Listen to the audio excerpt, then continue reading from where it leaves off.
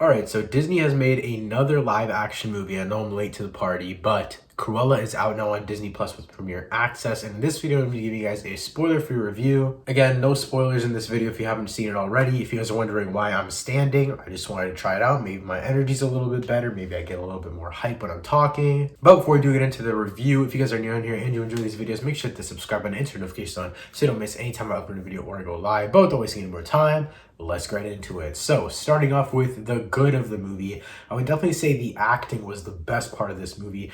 Emma Stone basically plays two characters. I forgot the original character for Cruella, it was like Stella or something like that. It was pretty stupid. I don't remember. I'm not gonna look it up.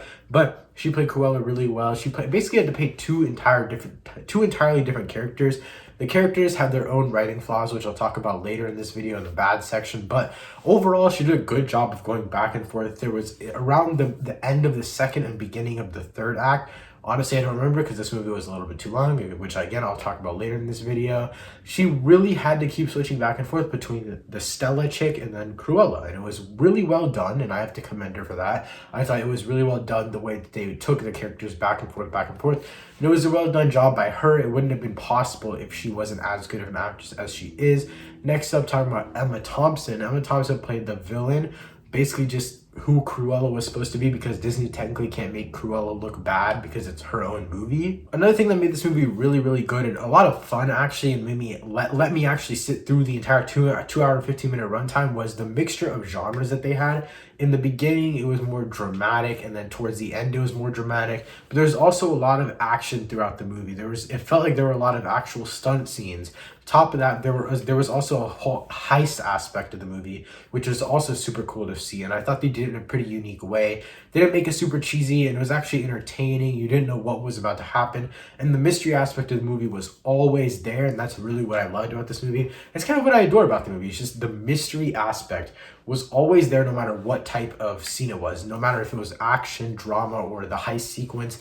The mystery was always there, and that's why the movie's so much fun. Also, the transition from the first girl, like Cruella, I don't remember her name, but yeah, the first girl to Cruella, it was pretty good. I don't have much else to say about that. It was cool. It didn't feel earned. I'll talk about that later, but the transformation in the character changes felt really cool to me, and that's kind of what I also liked about the movie. And the final good thing about the movie was the score. The score is phenomenal. So a lot of the songs were they fit so well. Sometimes there were some weird parts where it was like punk rock music at random times, but overall, I definitely say the score was really, really good. That's another thing that kept the mystery and the pacing of the movie going, was the score. There were parts where the movie slowed down a lot, and the score is basically non-existent. There were parts where the movie had to was at a climax of a scene, but the score didn't change, and sometimes it felt like it was absolutely perfect in the moment. The score definitely had its ups and downs in this movie, but I definitely say it was a lot better than it was worse. I don't know if that's a compliment. It might be a backhanded compliment, but overall the score was pretty good. All right, now moving on to the bad. It was way too long. The movie was 2 hours and 15 minutes. Honestly, it could have been cut down to 1 hour and 45 minutes to 1 hour and 30 minutes. It just dragged on. It honestly felt like the movie could have ended at least 3 times. There were 3 times where I was sitting on the couch and I was about to fall asleep. Then I had to get up, get something to eat so I didn't fall asleep and I could actually watch the movie. And it also felt like a bunch of times throughout the movie, I was like, oh shoot, it's almost done. I just started getting up, moving, getting back into my room to write this review for you guys. But no, it was not like that. It just kept going and going and going and going. The premise of the movie is also very, very simple, but they took a way too complicated execution for all of these things, all of these different plot points and small plot things that were in the movie. They just took way too long to actually go through all of them, and it literally made no sense. I could have thought of 10 simpler ways to make this movie go by way faster and cut down 15 to 30 minutes of it. Also, when I was talking about the shift from the first girl to Cruella, what I meant was I like the way that they actually I like the shift in the character. I like the character they chose, how they made her before and then how they made her after.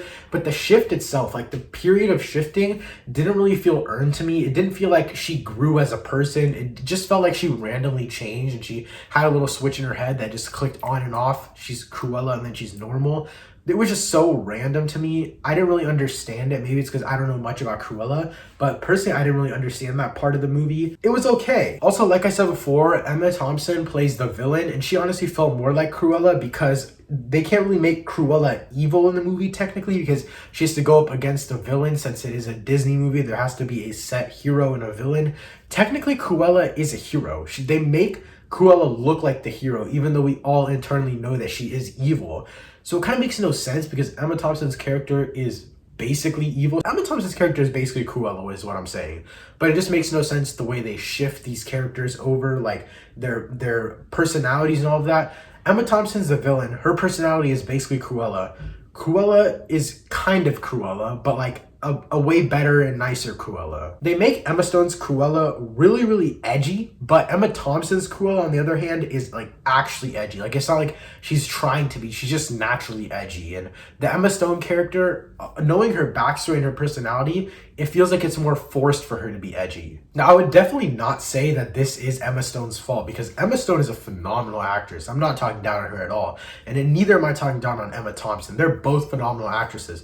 But it was more the writing's fault. The writing was absolutely atrocious in this movie. There, again, like I said, there was just much more simpler ways to go about this plot. Yes, it would have been a more basic plot, but it would have been better than having to sit through 2 hours and 15 minutes of a movie. Whereas if they cut it down and the writing was actually better, they can make Cruella feel like Cruella, and the movie could be 15 to 30 minutes shorter. So my final take for this movie is that there's phenomenal acting performances by Emma Stone and Emma Thompson, but the average writing and extended runtime really dragged the movie down. And for that, I'm going to be giving this movie a 7.5 out of 10. And yeah, guys, that's it for this video. If you guys like these movie reviews, let me know by dropping a like rating down below. If you guys are enjoying all the content on the channel, make sure to hit the subscribe button and turn notifications on so you don't miss any time I upload a video or I go live. Thank you guys so much for watching. I'll see you next time. Peace.